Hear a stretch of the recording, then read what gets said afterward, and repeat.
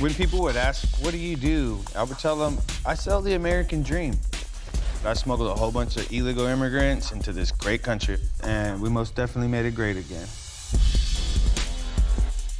A couple fraternity guys, this little girl worked at Hooters. We have a look that is not suspicious. That was our smuggling squad. I had this empire. We ended up trafficking like a couple thousand people. It wasn't enough. This was the pivot point on when it was good to when it went really, really bad. I didn't know it was as hot as it was. It's like, oh my God, are they starting a war with me or what?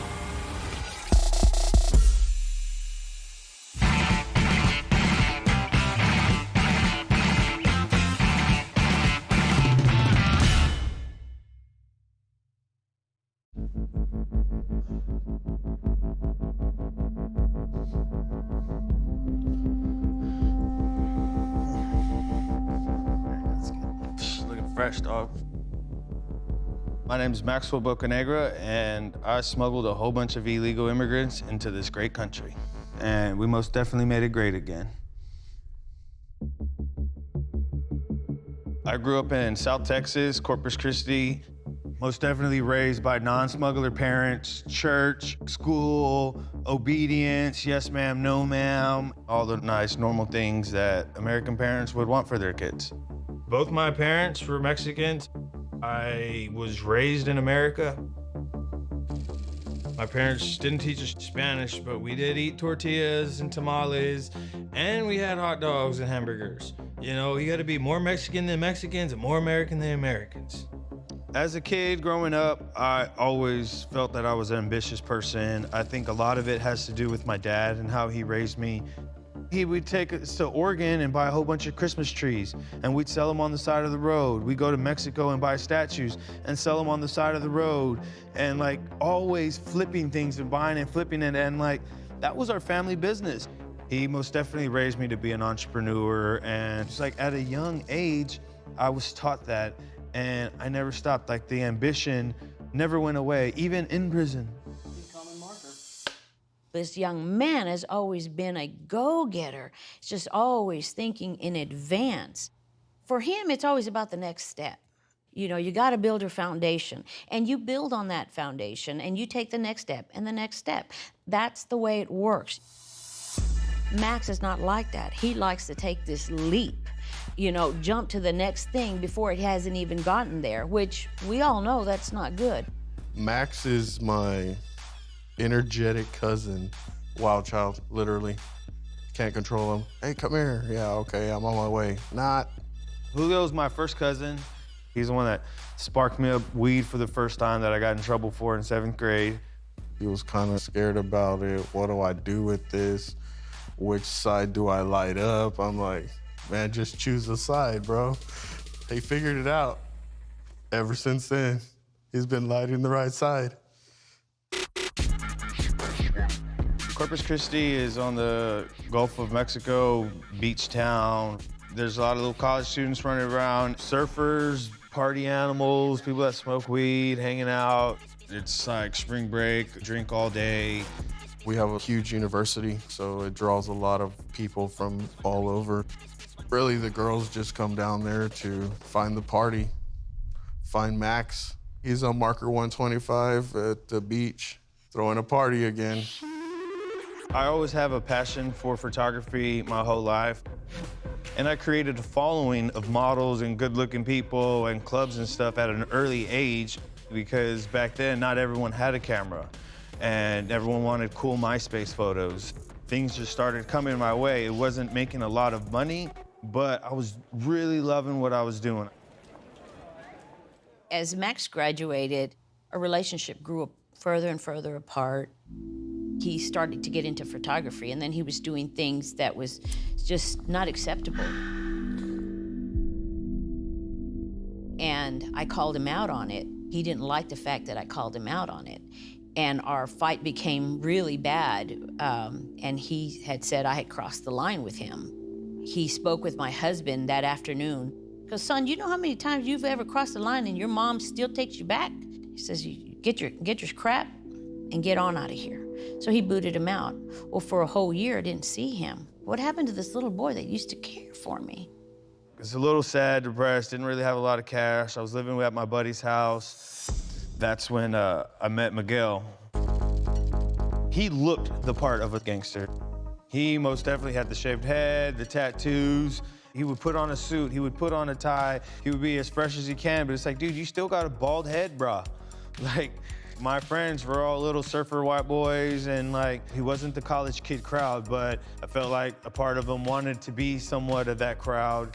He liked hot girls, and sometimes he wouldn't be able to get them though, but I got them for him, so he loved me for it.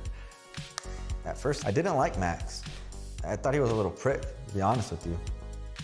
Oh, he thought I was the baddest motherfucker in the world. He looked up to me so much, not just because he was shorter than me, but because he's like, dude, you got the personality, the swag, you could just go up and talk to anyone in the room. He was like the crazy kid that's just always, you know, goofing around, acting out, just wild, obnoxious, crazy talk all the time, and you're just like, what the hell? And he's like, well, I want to have some photo shoots of my own. He had this company called Ambition where it was real about showing off big booty girls and money. He's like, well, I want to do a campaign. I didn't really ask questions at the time. I was just like, shit, yeah, pay me. Max is, he's like, yeah, we're gonna do this photo shoot, dog. Nothing, just a t-shirt on, just a bunch of money. The photo shoots with Miguel, we had a white mattress on the middle of the dance floor, and we had the models in his clothing. He threw money all over them. I thought he was gonna get some like counterfeit money or something. He pulled out like 10 grand of hundreds. And I'm thinking like, what are you into, bro? I need to make some cash like this, dude. Like, what the are you doing?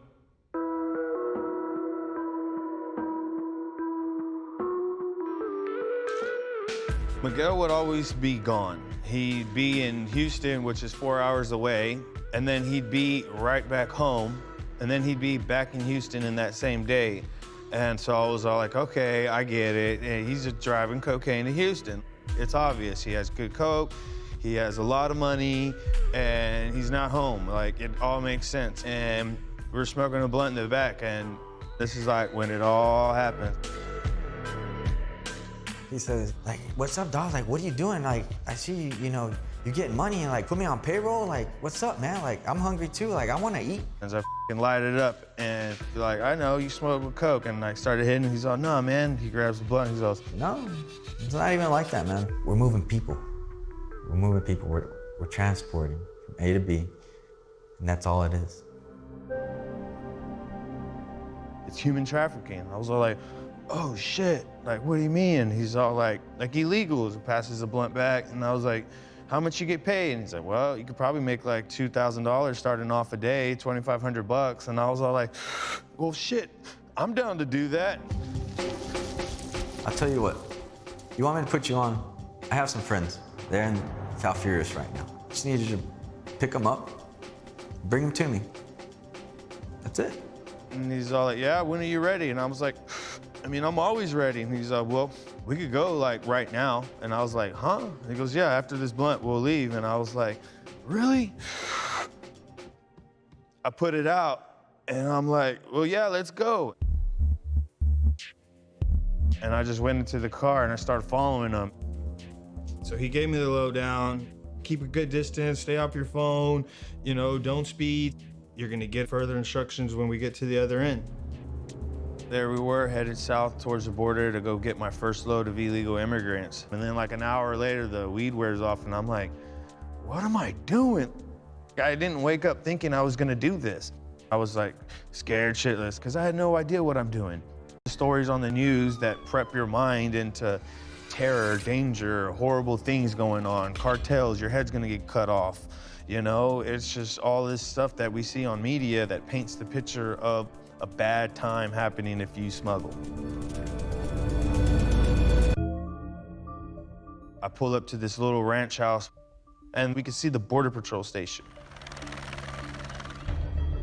And there's like Border Patrols everywhere, just like nonstop looking, and it's just like really, really hot. Is it gonna be bad? Is it gonna be good? Who am I meeting? All these thoughts were running through my head on my first time smuggling. I started with like 2 people a day, and then we were bumped up to like 30 people a day. It wasn't enough. I wanted to get more and expand, start doing some real shit.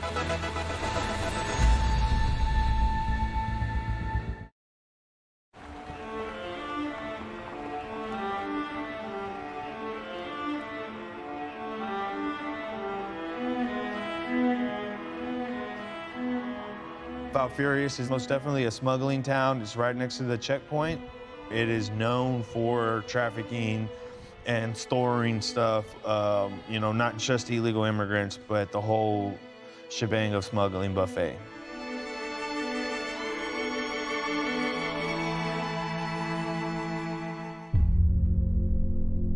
I pull up to this little ranch house with chicken coops in it, a couple of Mexicans outside working, and I'll just park in the parking lot.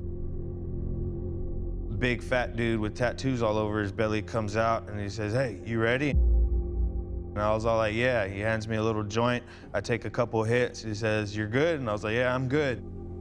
Miguel was in front of me. He gets about 4 people in his car and 2 people come into my car. People come out, get in the cars, like, you know, like if I'm an Uber or a friend, and that was it.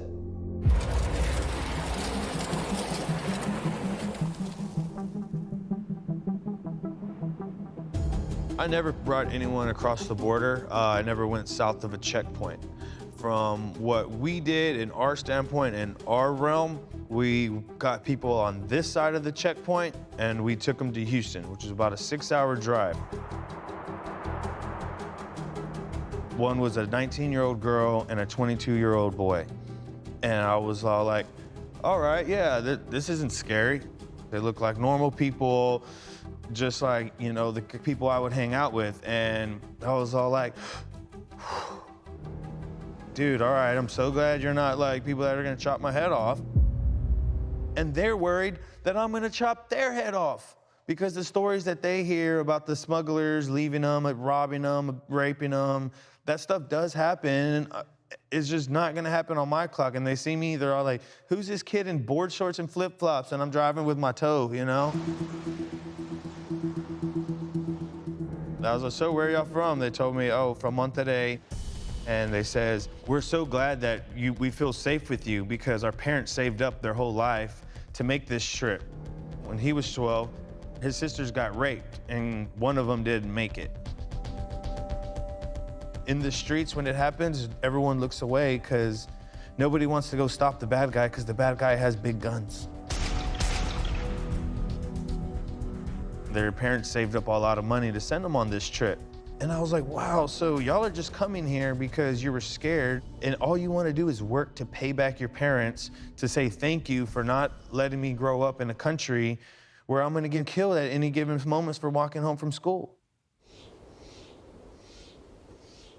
Just because we're on this side of the line doesn't mean I'm better than you on that side of the line. You know, I did feel like it was a connection, but not so much as because I'm Mexican and he's Mexican, but more so I'm human and he's human. You see these people and they are dying of thirst. Like, y'all all right? And they're all like, please, just water right now, water. Like, God dang, we're so thirsty. I was like, okay, we just got to get out of Falfurrias and then we can stop at a store. You get them a big old gallon. They weren't just like sipping water, they were chugging it. Seeing the satisfaction on their faces was a big payoff because if they went a little bit longer without getting this water, they could have died. You see somebody really appreciate food and water, it makes you feel good about yourself. It's like, yeah, I just saved your life by giving you this stuff. And I was balling. I didn't give them no dollar burgers. We're getting Angus big beef, baby. You know what I'm saying? My parents have a ranch in outer skirts of Corpus Christi. Little cabins and trailers there. So we use that as the stash spot, like a pit stop. I pull into another house and they get out of my car and walk in there. And then I drive home and there's money waiting for me. There was no scary or sketchy situations. It's I pulled into a house and I drove to another house. So what did I really do wrong besides save some lives, you know? Call me Robin Hood. It was the first time I did it, and I felt like, yeah, this is most definitely what I need to do. When Max was maybe in the 2nd grade, we took a trip out to the valley where we picked up some palm trees for a landscaping job. We stopped off at this little convenience store, and my husband noticed a man there with this young lady, and it was hot, and they were exhausted, and the man looked so lost and confused. So my husband had asked him, "What's going on? You know, how can we help you with something?" And the man had said, "Yeah." Oh my God, I totally forgot I was an immigrant smuggler as a child. They were like, "Hey, do you have some water? We really need help." My dad, "Oh yeah, and like, I'll take you where you need to go, just get in the van." The gentleman gives a loud whistle, and out of these bushes came all these people. There must have been at least 15 people. And they crowded up in our van, and you know, you could feel the heat of their body. They had been out there for days. And my husband takes off, and I kind of just look at him and think, are we like doing wrong? They said they had family in Houston. We loaded them up, put them on a bus, and sent them their way. Well, it was a crazy time.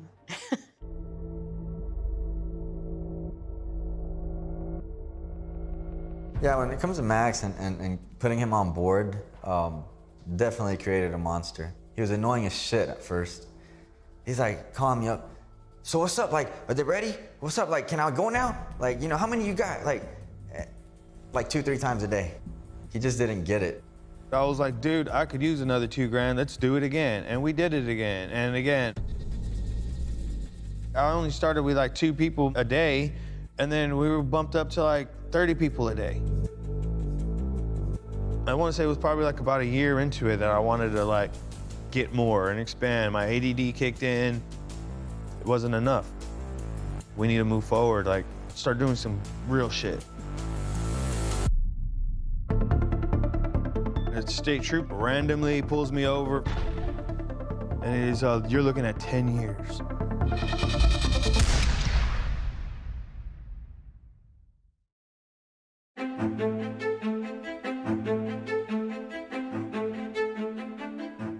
About a year into it, when people would ask, "What do you do? Like, how do you have all this money?" I would tell them, "I sell the American dream." I'm giving people opportunities to have the same opportunities that we have. And they're all like, "Dude, I don't know what the hell you're talking about. Can you just tell me?" Like,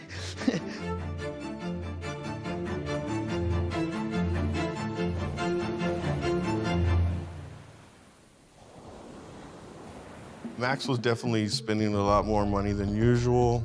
Whenever you call him and, "Hey, where you at?" And we're just go get something to eat. "Yeah, I would, but I'm in Vegas." "What do you mean you're in Vegas? You were just here yesterday." I'm thinking to myself, what is this kid doing as broke as he is? Julio got involved because he didn't have a lot of money, and he saw that I did, and he wanted the money. I didn't have to hide it or water it down. I let him know, like, "Hey, this is what we're doing." And he's like, "I'm in, sign me up." I was raising my family. I had a good job in the oil refining industry, but I knew it was extra money. To this day, I still haven't met a person who isn't into extra money. Welcome to the Americas. I'm your Uber driver. I wanted everyone around me to be doing good. My best friend was Steven Slider. We met because he was banging some chick and I was banging some chick, and they were roommates. And so like whenever we were done, we'd smoke bowls in the living room. He was like on that 10-year college plan. His like Facebook name was Van Wilder. He was living on the couch with a friend of mine, and it's like, "All right, dude, you just got fired from your job, you got evicted, you know, you need a place to stay for a couple weeks to get your feet down," you know what I mean? And I was like, "Look, we could give you a place to stay for free. All you gotta do is watch a couple of illegals." And he's like, "What do you mean?" "Just sit here and make sure these people don't leave." That motherfucker couldn't even do that right. They all walked out the door, and he's all like, "Well, what am I supposed to do?" "Close the door, tell them not to leave." I'm doing really well. I got this reputable business, and Max is trying to bring in these goofy kids. You know, he's just bringing like whoever just to be like, look, we can do more, we can keep expanding. And I'm like, are you f***ing serious? Really? This is what you're bringing me? You know? Recruiting people was pretty easy. Everywhere I went, I had bottles in the trunk, blunts on deck, blow in the pocket.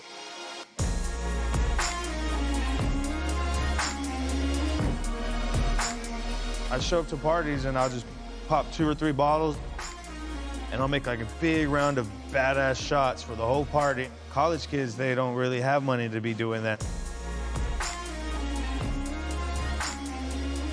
I would just show them a lifestyle of badass balling shit. And they're like, dude, what do you do? What do you do? And I was like, you really want to know? Yeah. Come to my apartment and we'll smoke a blunt. Like, that's how I started. Smoke a blunt and you start driving. They'd come over, I'd smoke with them, so I know that they weren't cops. And then I was like, yeah, dude, I'll give you $500 a person. Miguel and I kept part of the percentage for all the drivers. This one dude was riding a skateboard to school because that was his only vehicle. He works 1 shift with me, quits his job, and buys a BMW. You work 4 days, you know, you got $10,000 in your pocket. That's like what some of these kids make all year. The college kid scene, that's who was our smuggling squad.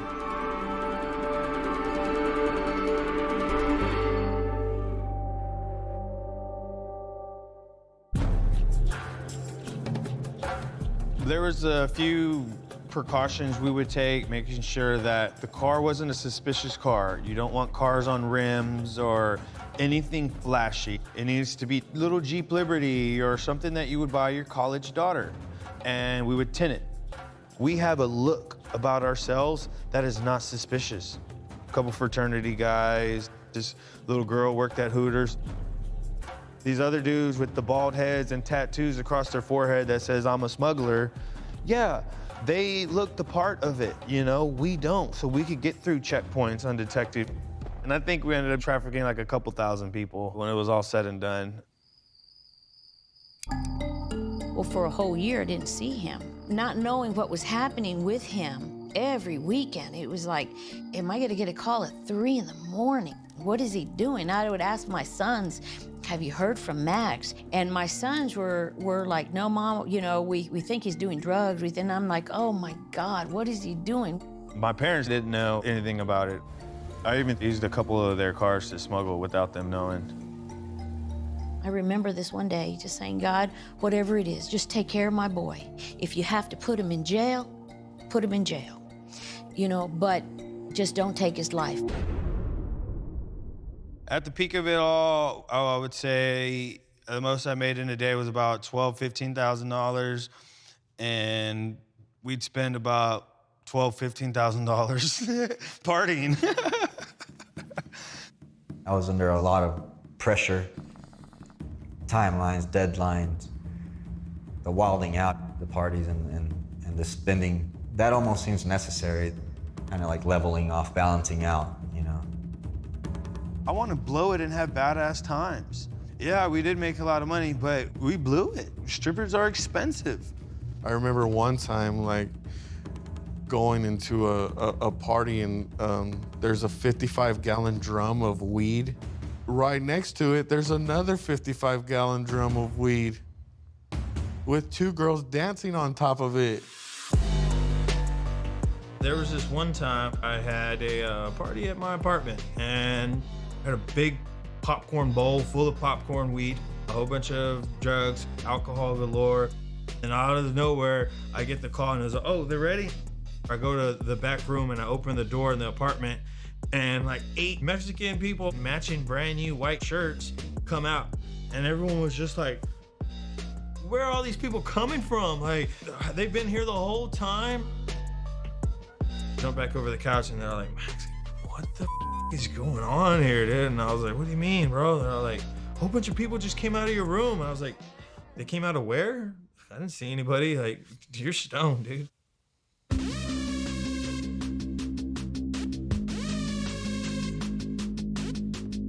I was driving, I had 2 people in my car. It was just another normal lick. And the state trooper randomly pulls me over for not having a blinker when I'm staying in the same lane.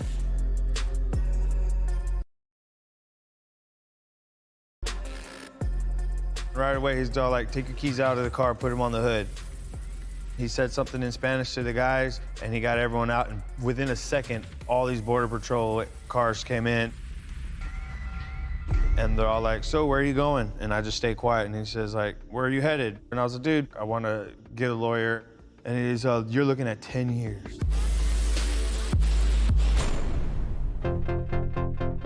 We get in the car, we rush off, and the state trooper pulls behind me. This is it, I'm about to end my life. And I'm going to prison forever.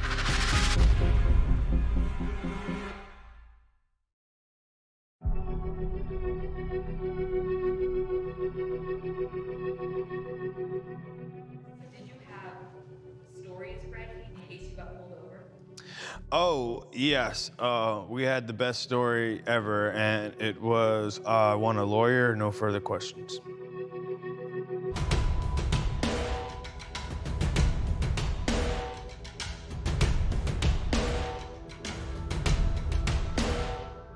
The state trooper randomly pulls me over, and he's, you're looking at 10 years. And I was all like, well, I'm looking at the back of a cop car, that's what I'm looking at, and I can't really see 10 years, so leave me the alone. They take me to the station, I wait in the little cell for an hour, they pull me out, and I said, dude, I don't want to talk.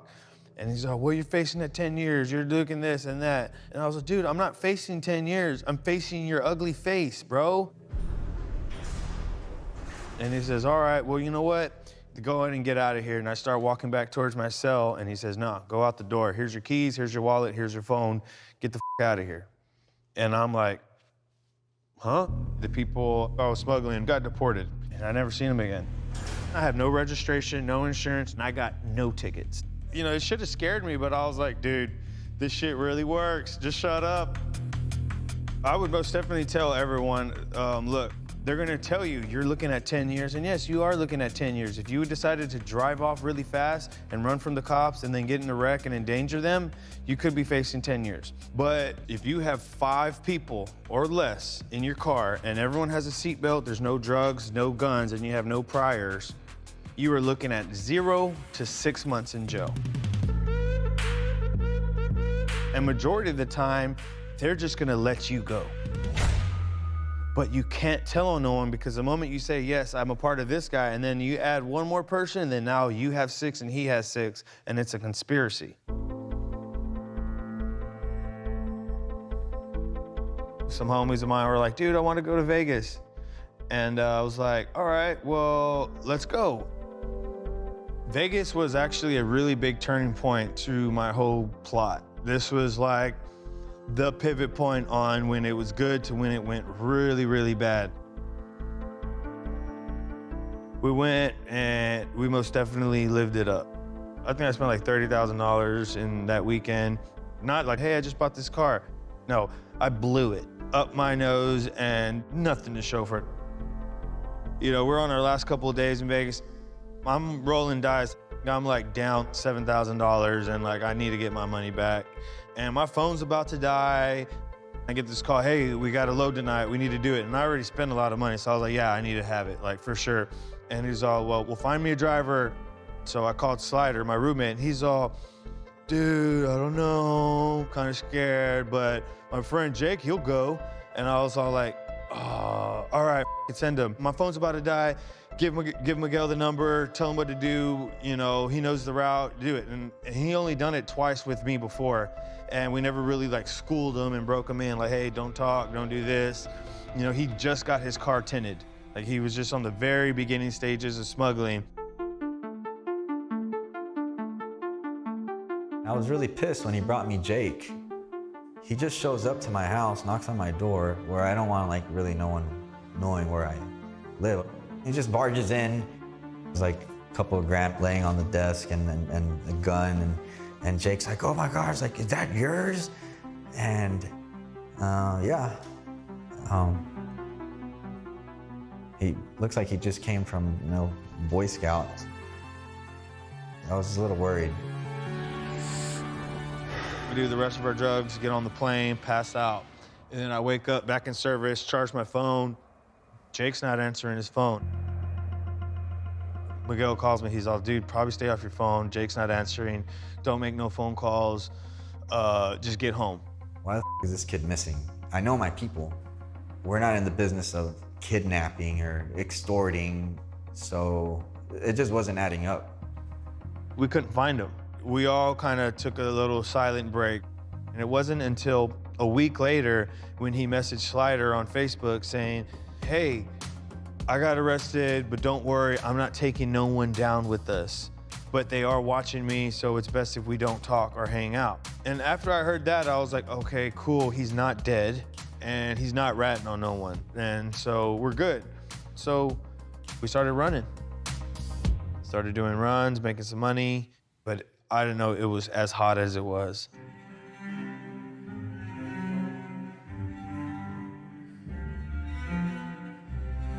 A week later, Slider and I were sitting on the couch taking bong rips. We were watching Border Wars or some kind of show of that nature. And that episode, the police were watching this dude who they knew was smuggling, and they're watching him from a hidden camera. And I was like, look at this dude. They're watching him, and he doesn't even have no idea he's about to get popped. And Slider's all like, yeah, that could be you, bro. And I'm just sitting there waiting for my phone to ring for me to go. I knew I had to run that night, but I just didn't know when they were gonna get in for sure. And I'm watching this show like, how oblivious is this guy not to know that the feds are watching him? Like, what the you know, and sure enough, they pop him, the show ends, and I get the call.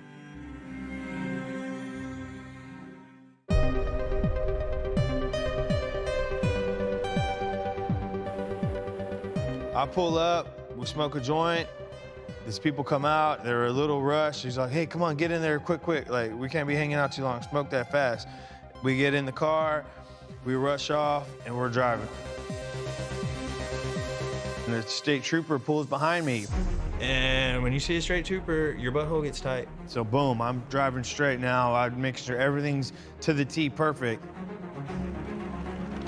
Then he pulls me over, and I was like, this is it, I'm about to end my life. And I'm going to prison forever. There's Border Patrol, there's sheriffs, the whole Valfurious police department, and I'm just thinking in my head, I'm gonna be on Border Wars or some shit.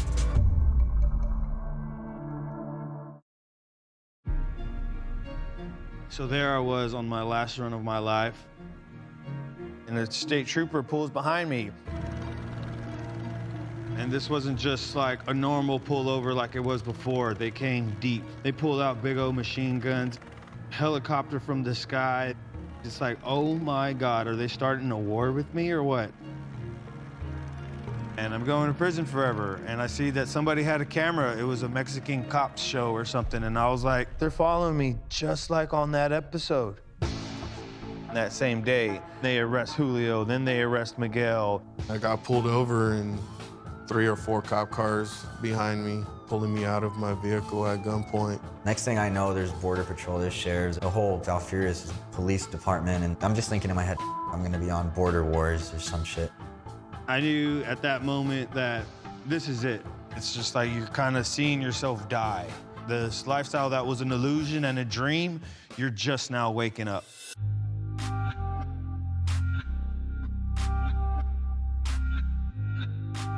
So I went down because of rats.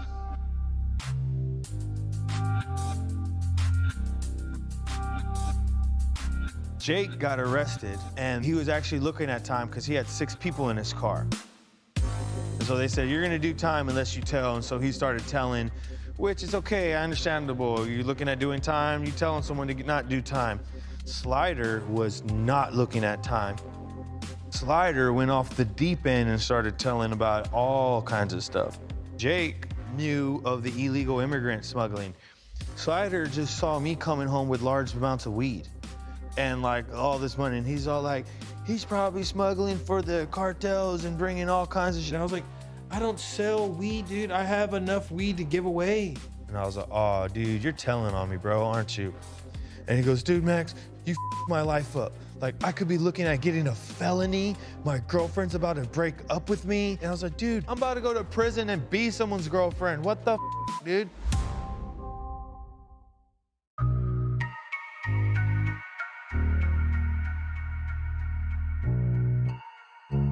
So while I'm still waiting in county, I find out through, the court process that they do know just about everything.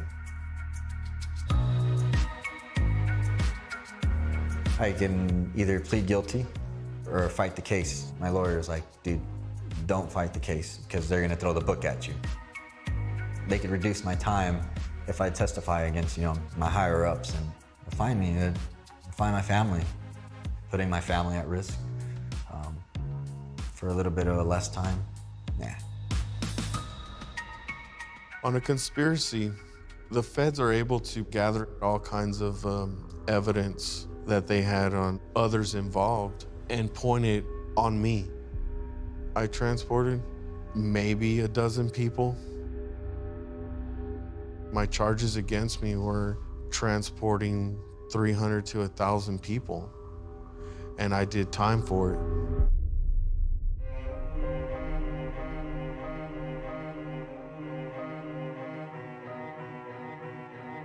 My real court date, when I go there, I'm in shackles and I see my mom crying in the back. And I had one shot. Like, they already put all this stuff on me. I pled guilty. This was my time to talk directly to the judge. I told him, Your Honor, I just want to start off this statement by saying thank you.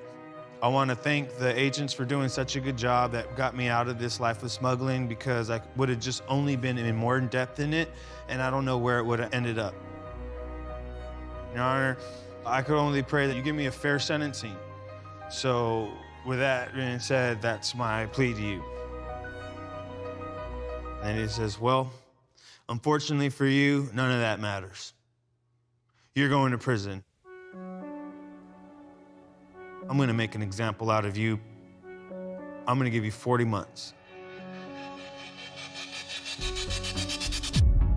Well, Mom, I'm not coming home today. I'm not coming home for another 3 years.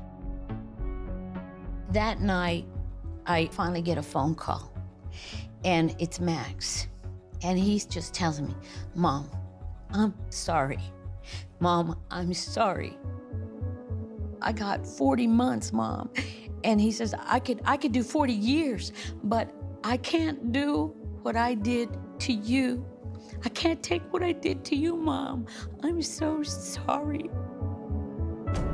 I said, son, I'm okay, son. I can take this. We're gonna walk this through together. We're gonna do this thing together. It's gonna be okay. I'm so proud of you, son. And I hang up and I'm on my knees. And I tell God, thank you. He loves me. He loves me. He hadn't loved me. I need to take a breath.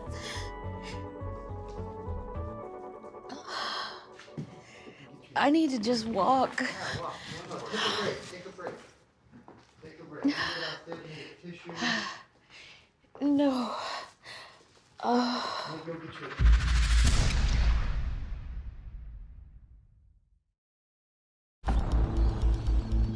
When I got to speak with Max in jail, I said, Max, how do you do this? I don't think it would have bothered me if you gave an illegal alien a ride to Houston. I do get bothered by them paying you to do what you're supposed to do. These people are trying to make a life and a home. You don't prey on people's desperation. You don't do things like that.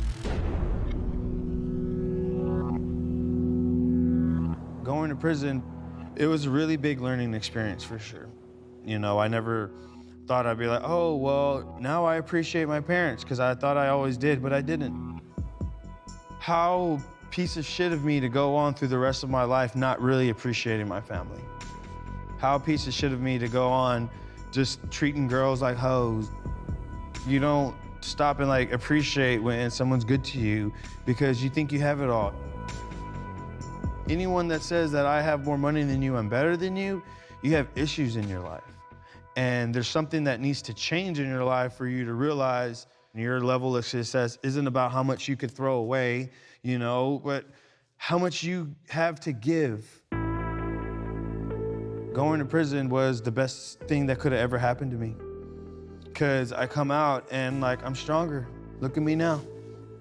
When it comes to being in there and thinking back on the whole operation, I wouldn't have changed anything. I would have never even quit if it didn't go down the way it did. Wouldn't have changed anything. And the only thing I regret is the time I spent away from my family. Time lost that I'll never get back. It's the only thing I regret. These college kids admitted to being part of this illegal activity, got off the stand and was able to walk out of the courtroom free. Before all of this, I have a career and I'm traveling all over the United States, doing what I love to do and earning an income. That all disappeared and I'm still unable to get back on track to my career to this day. If I had the opportunity to do it all again, the only thing that I would change is I wouldn't hire anybody else. I most definitely feel guilty for getting Julio involved. It was me that offered him the job, and I'm not saying like he didn't have no free will or he could have got out, because he most definitely did, but I gave him that opportunity to do it. Him going away and me going away, yeah, it sucks, but we all are adults making our own decision, and in the end, we all have to pay for our own price.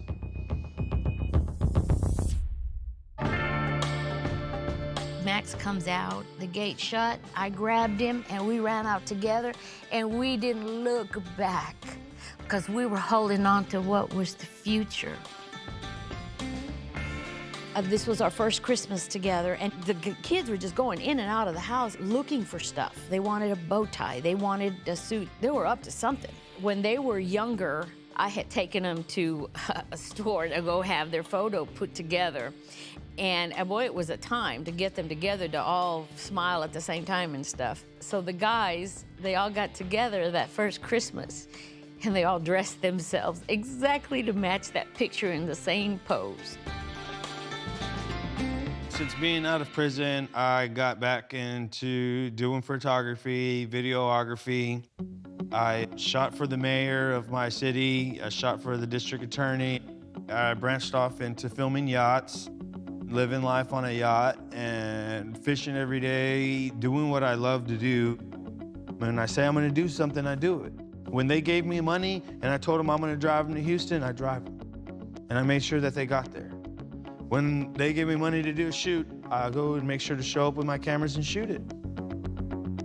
I think I did somewhere like 1,000 to 1,500 days in prison.